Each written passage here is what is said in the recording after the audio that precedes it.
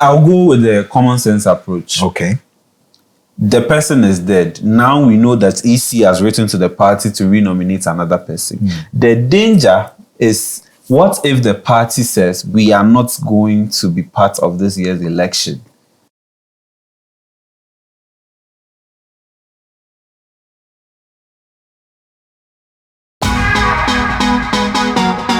Akua Donkor is dead. What happens to her party? What happens to the Electoral Commission? Now, Kingsley, you know the campaign has started ruling. People are throwing shots here and there, cooking. People are setting questions, 5 questions. People are rebutting with 50 questions and all of that. But in the midst of all this, the sad news is that we lost one presidential candidate from the Ghana Freedom Party, the person of Akua Donkor. Now, what we are asking is, what happened? Like, what happens now? One, to the ballots printing, the numbering, and will the party field someone, a different person? Do you foresee that? First off, let's send our heartfelt condolences to the family, Madam Akua Donkor's family. This year, dear Charlie. Wow. Wow. Just wow. That's all I have to say. Just wow. 2024. Just wow. I can't believe what my eyes have seen and my ears have heard this year. But it's a very novel situation. Yeah. Interestingly, we don't even have anything like that for our regulations for this election. The CI 127, as we are made to believe. Me, I'll go with the common sense approach. Okay. The person is dead. Now we know that EC has written to the party to renominate another person. The danger is, what if the party says we are not going to be part of this year's election because we don't have anyone to field? So that would then alter the numbers. No, you are going to alter what? Do you want war to happen in this country? Let's leave it as it is. Let's leave it blank. If you ask me my personal opinion, let's leave it blank. Assuming GFP says they can't bring anybody to represent them in the event of the death of their flag bearer. Let's leave it like that. Or the EC should write to all the political parties who are on the ballot, the ballot paper, to re-ballot for different positions, which won't make economic sense, because the people are already marketing the number 1s, the number 8s, the number 13s. But you see, people like Dr. Omanebo Amade, the director of elections at NDC, says that, look, if we would have to do this again, then we would have to reballot. We would not take any automatic adjustment to the numbers, but we have to reballot. So we have to reballot. But so is your concern the financial muscles to do that, or my concern is, see, the campaign as we are seeing it, it's not just campaign, you know. Okay. There's a lot that happens behind the scenes, the strategy.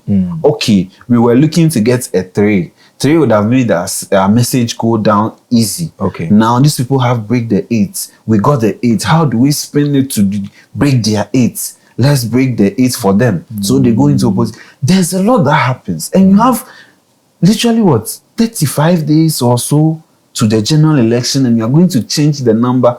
What if Mahama goes to get 12? What if Baumia goes to get number 5? What happens? The TV ads running, the ghettos they've gone to, quote and unquote, the illiterates they've told, then we'll be here and Cheddar will be president, like seriously, because we are always talking about the 2 major political parties. If that should happen, then it means, because some of the people, truthfully, they don't know. All you told them is, if you go look for the umbrella, if you go, and now some will not even hear that there's reballot. I tell you. That's crazy. But you know, all of this conversation is springing up because of Akua Donkor. How is still influencing Ghanaian politics from the grave, for lack of I always tell people that sometimes the way your blessing will come, you will not have an idea how, but it will come anyway. Whoever thought that if we are about to talk about elections in future and what can happen or could happen, Akua Donkor will be in the center stage. One, let's look at the woman Akua Donkor. Yes. She is a farmer, we understand, a very big farmer. Yeah. A successful one. A successful one. From her utterances and everything, we know she's not educated like that. Yeah. But education is not just being in the classroom or four walls of a classroom. That's true. But she was resilient, the first woman to be on Ghana's presidential ballot paper. Yeah, that is no mean feat. Yeah.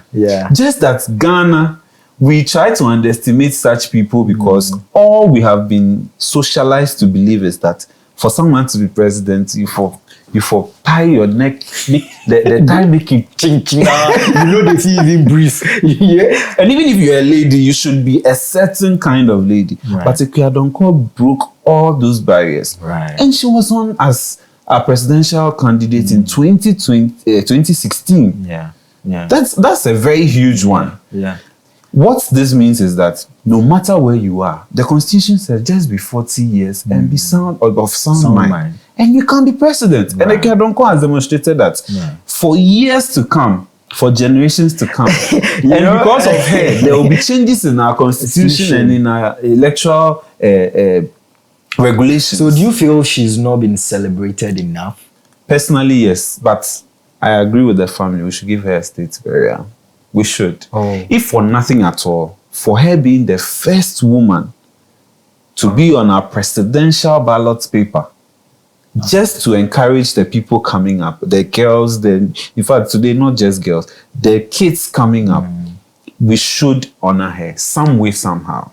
Do you agree? Do you agree that Akua Donkor deserves a state funeral? Let us know in the comment section. And whilst you're doing that, don't forget to recommend this channel to a friend, a brother. And we hope you enjoyed this episode. Till we come your way next time, have a great week. We out.